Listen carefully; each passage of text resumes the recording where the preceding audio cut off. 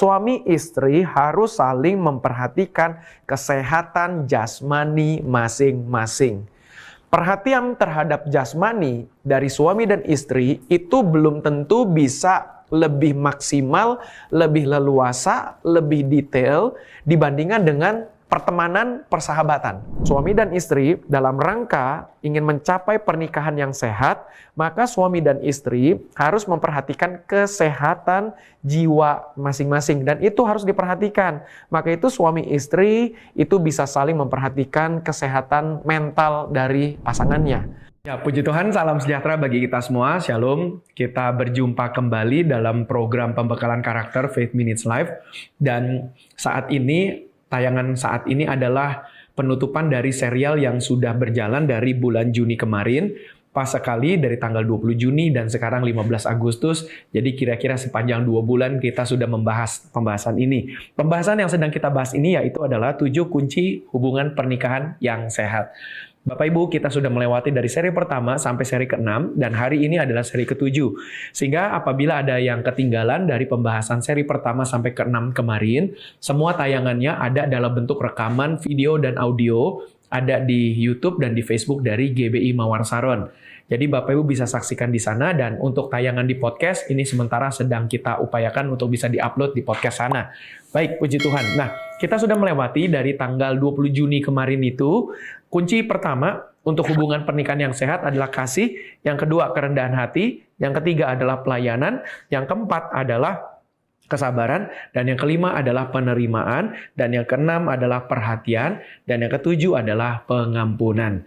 Maka itu Bapak Ibu Saudara-saudari, dari serial-serial ini semua itu sudah dibahas dengan lugas, dengan cepat, dan memang kita sengaja hadirkan tidak panjang-panjang amat. Dengan kata lain, kita hadirkan seringkas mungkin dan tidak terlalu dalam arti tidak seperti untuk khotbah minggu, maka itu porsi untuk pembekalan karakter hari Kamis ini itu kita hadirkan dalam bentuk seperti ini. Oke, berbicara tentang pernikahan, sekali lagi, Bapak Ibu Saudara-saudari, pernikahan itu adalah rencana dari Tuhan. Dan Tuhan yang mengatur semua supaya manusia itu bisa berkeluarga. Jadi dengan kata lain, pernikahan itu bukan maunya manusia, tetapi maunya Tuhan.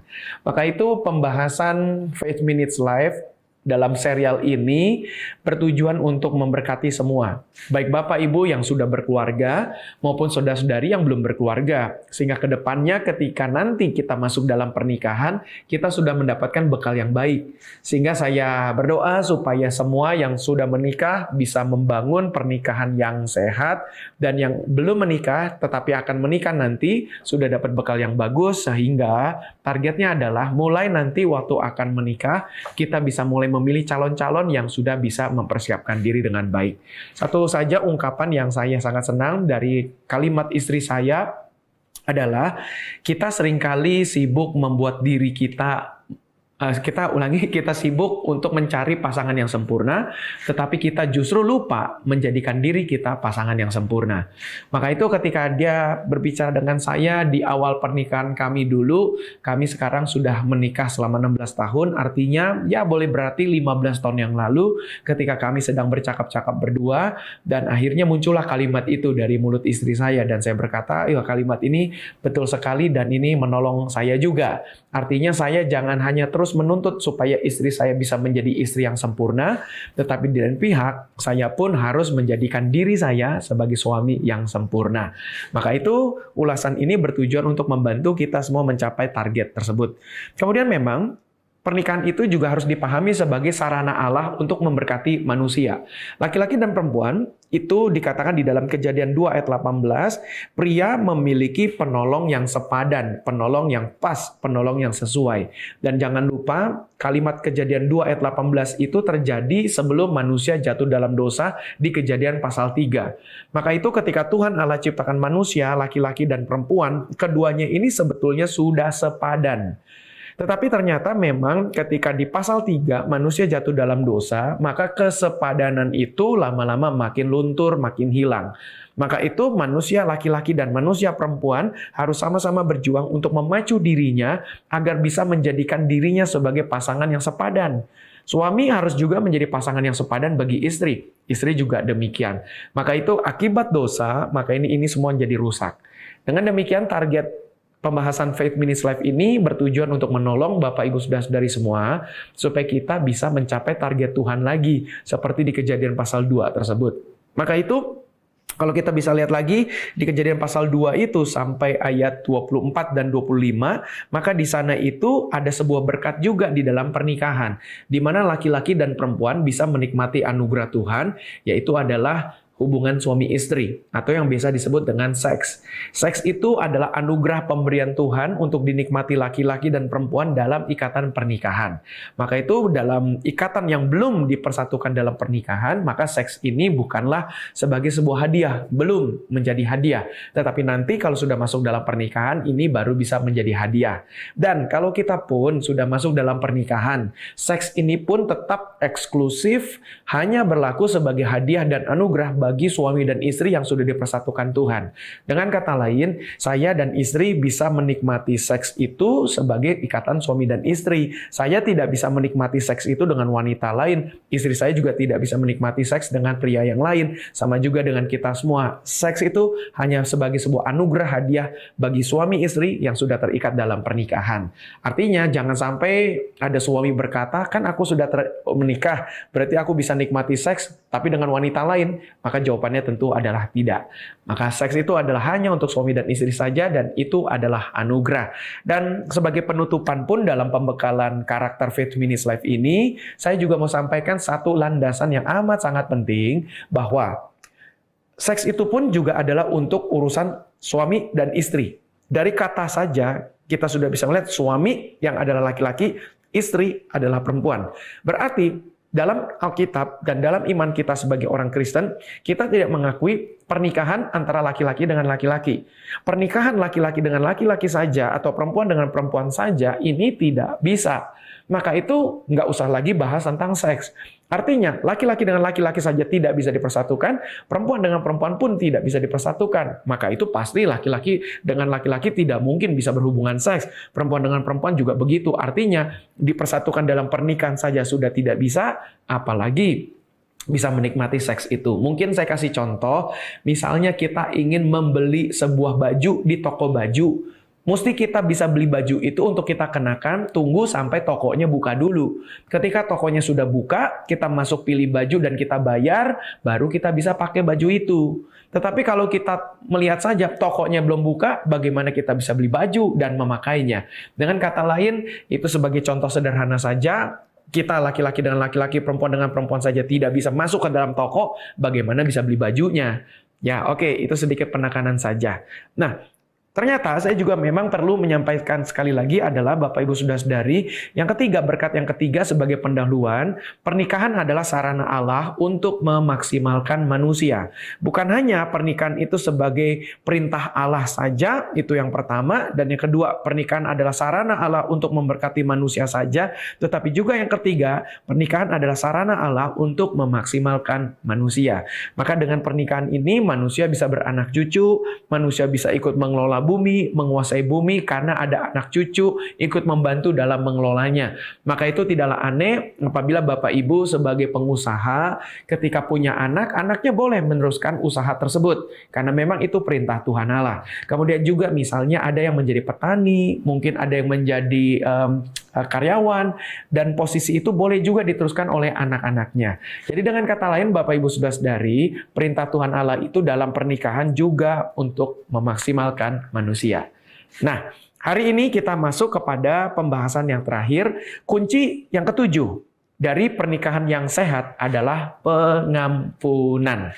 Maka bicara tentang pengampunan, Bapak Ibu Saudara-saudari, kali ini saya ingin mengutip sebuah ayat firman Tuhan dari Matius 18 ayat 21 sampai 22 saja. Dua ayat ini akan memberkati Bapak Ibu, dan ayat ini berkata, judulnya adalah perumpamaan tentang pengampunan.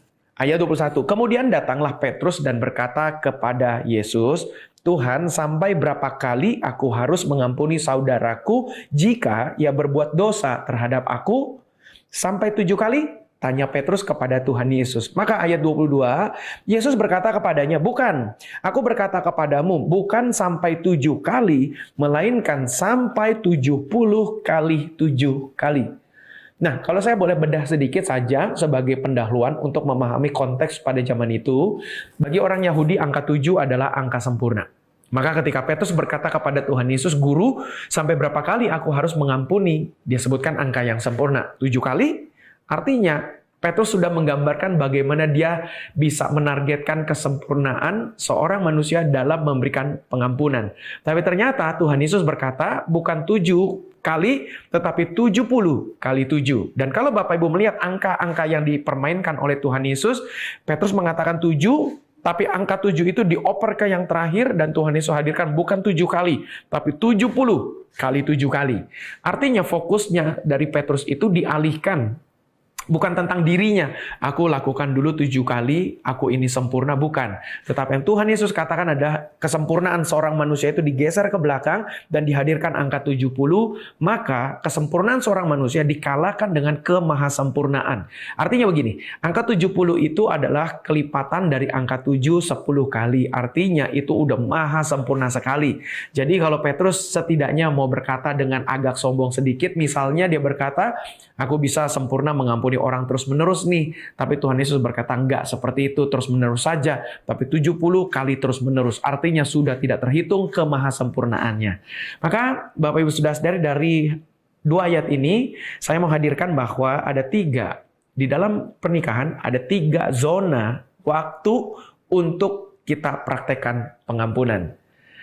3 zona waktu ini dalam mempraktekkan pengampunan menurut saya tidak perlu dan tidak juga harus mutlak dilakukan dalam ikatan pekerjaan. Misalnya, dalam ikatan pekerjaan ketika kita mau bekerja di satu tempat bekerja, maka ketika diwawancara oleh HRD, oleh pimpinan perusahaan, bisa saja kita memang ditanya tentang masa lalu kita. Misalnya, dulu sebelum bekerja di sini, Anda bekerja di mana? Bagaimana pekerjaan di sana? Historinya seperti apa? Dalam kurikulum vitae-nya pun ada histori, ada masa lalunya diceritakan, dia kerja di sana berapa tahun, dia kerja di sana berapa tahun, ikut pelatihan ini itu berapa tahun dan seterusnya. Maka itu dalam dunia pekerjaan, maka urusan masa lalu tidak terlalu penting di dalam ikatan pekerjaan. Maksudnya begini. Berbeda dengan pernikahan. Di dalam pernikahan, masa lalu seseorang itu ternyata bisa muncul kembali di dalam pernikahan.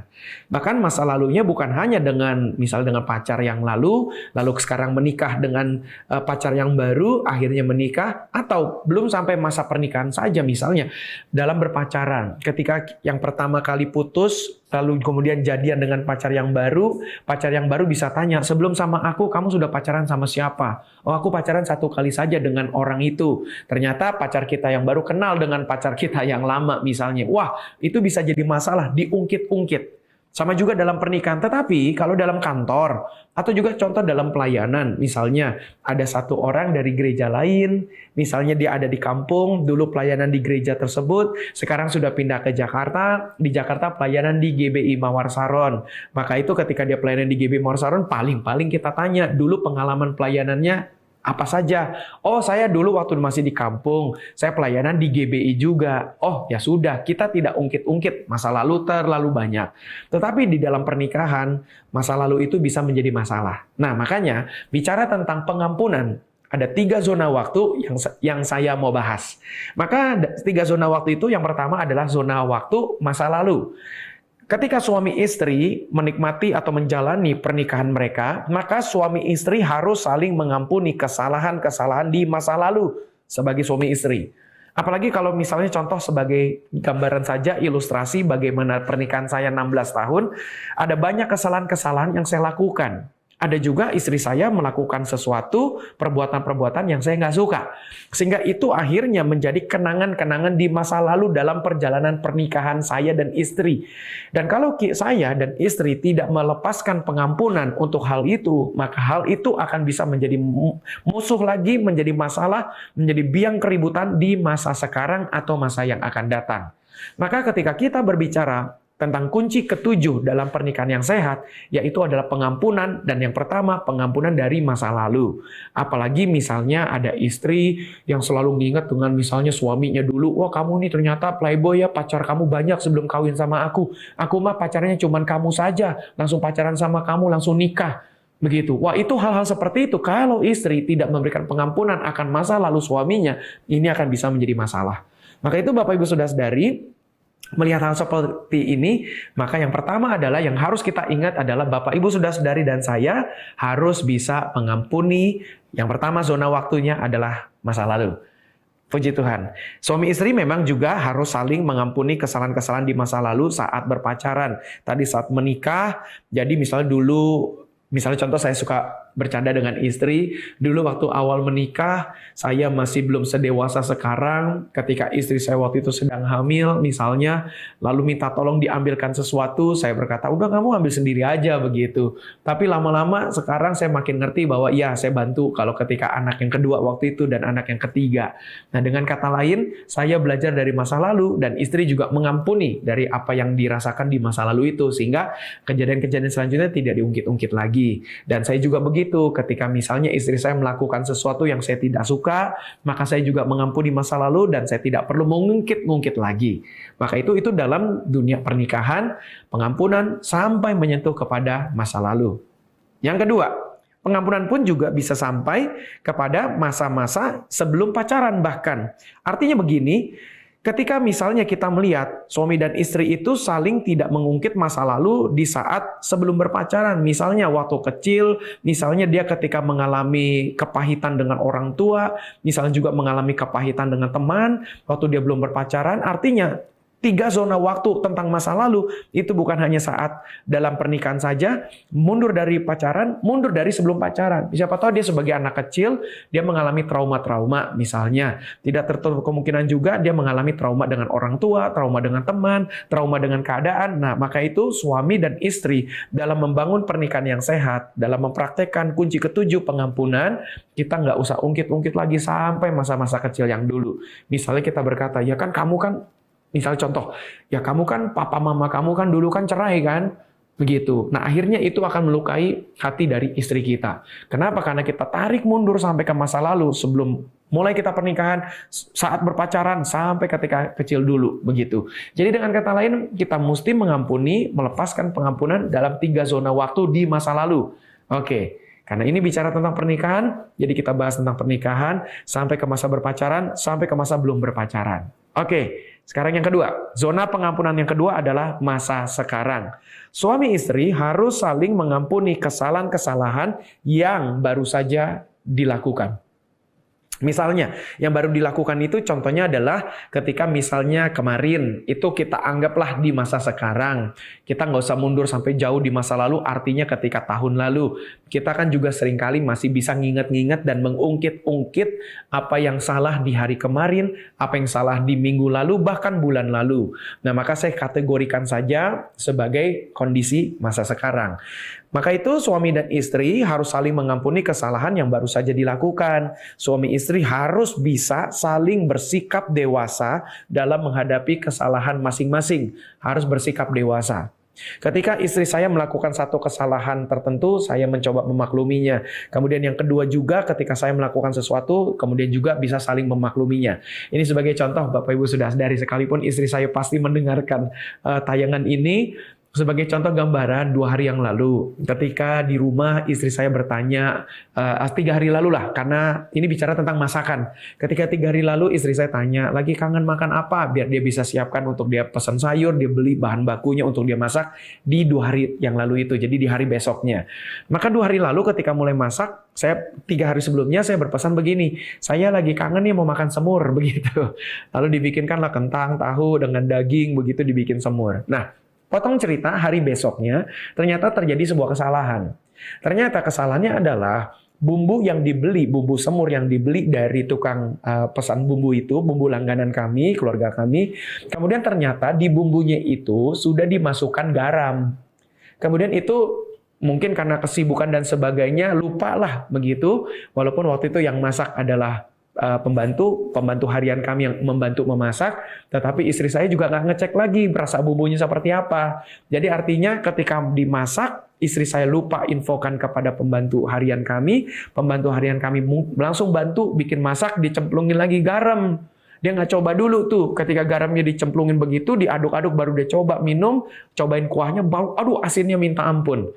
Nah dengan kata lain, waduh nggak bakalan bisa kemakan kuahnya. Dan dari kuahnya itu kan sudah mempengaruhi dagingnya dan tahu dan kentangnya. Dengan kata lain, akhirnya semur itu coba dimasak ulang lagi. Dan istri saya bilang sama saya, aduh sorry ya, aku ternyata nggak cobain dulu nih, nggak sadar. Ternyata akhirnya kuahnya keasinan. Tunggu dulu ya, ternyata makanannya belum siap. Begitu, sabar dulu ya. Jadi akhirnya kita nunggu lagi. Nah, kesalahan seperti itu pun mungkin bagi sebagian suami itu adalah hal yang penting dan berkata, gimana sih kamu? Padahal hanya hal-hal sepele saja. Tapi ada juga bisa marah. Atau saya mungkin saja dalam kondisi sedang terburu-buru mau pelayanan. Wah, udah begitu ceritanya karena ada beragam alasan, saya sedang mepet waktunya, hampir terlambat. Lalu ketika hal seperti itu terjadi, saya pun bisa emosi, Bapak Ibu sudah dalam arti, ya udahlah kalau memang begitu, artinya saya ucapannya bisa ketus, tonasi suara saya bisa tinggi. Nah dengan kata lain Bapak Ibu sudah sadari, contoh itu saja ketika istri saya melaporkan, aduh sorry ya sayang ya kita makannya tunda sebentar nih karena ternyata aku lupa ngecek bumbunya sehingga akhirnya asin banget. Nah saya sudah tahu seperti itu dan saya memaklumi, udah nggak apa-apa. Sekalipun akhirnya saya makan terlambat, agak mundur sehingga jadwal saya pun ikut yang berikutnya menjadi sedikit tergeser. Nah hal-hal seperti ini, hal-hal kecil ini bisa menjadi masalah di dalam pernikahan. Maka itu kita juga mesti mengampuni, memberikan pengampunan dalam zona waktu yang kedua, yaitu adalah masa sekarang. Suami istri harus saling juga memaklumi kesalahan-kesalahan yang baru saja dilakukan. Maka itu mesti kita praktekkan. Oke, yang ketiga, yang terakhir. Zona waktu yang ketiga adalah masa depan. Suami istri harus saling berkomitmen untuk mengampuni kesalahan-kesalahan masa depan. Jadi, suami dan istri harus bisa saling menjaga kerendahan hati untuk saling mengampuni di masa depan. Kita praktekkan kerendahan hati. Saya mesti rendah hati untuk tahu bahwa istri saya tidak sempurna. Istri saya juga harus dengan rendah hati mengakui bahwa suaminya pun itu tidak sempurna. Maka dalam perjalanan kita menuju kepada masa depan, kita pasti akan menemukan ketidaksempurnaan. Maka dari situ kita sudah tahu bahwa di dalam pernikahan kita seterusnya, pasti ada saja masalah-masalah yang baru, masalah-masalah berikutnya. Belum lagi kalau kita misalnya melihat, Bapak Ibu Saudara-saudari, kesalahan atau menjadi hal yang harus kita berikan pengampunan, ternyata dalam pernikahan bukan hanya soal suami dan istri saja, tapi juga soal bagaimana istri dan suami memperlakukan anak, dan salah satu pasangannya tidak suka. Bagaimana juga kita membangun hubungan dengan ipar-ipar, dengan kakak adik kita sendiri, dengan orang tua dan mertua, itu bisa menjadi bumbu-bumbu dalam masalah dalam rumah tangga yang perlu kita berikan pintu pengampunan. Beda dengan pekerjaan. Kalau dalam dunia pekerjaan, seorang suami bekerja, sementara di rumah sedang ribut sama istri, nggak ada urusannya kantor. Begitu. Urus kantor nggak peduli. Dengan kata lain, ya udah itu urusan rumah kamu, kita nggak pusingkan. Dia juga misalnya punya orang tua lagi sakit, kantor nggak pusing. Dalam arti kantor nggak ngurusin. Tapi kalau dalam pernikahan, hal-hal seperti ini itu harus terlibat dalam semua aspek. Nah, ketika terlibat dalam semua aspek tersebut, maka gesekan-gesekan bisa terjadi. Nah, maka itu ketika adanya gesekan diperlukan pengampunan.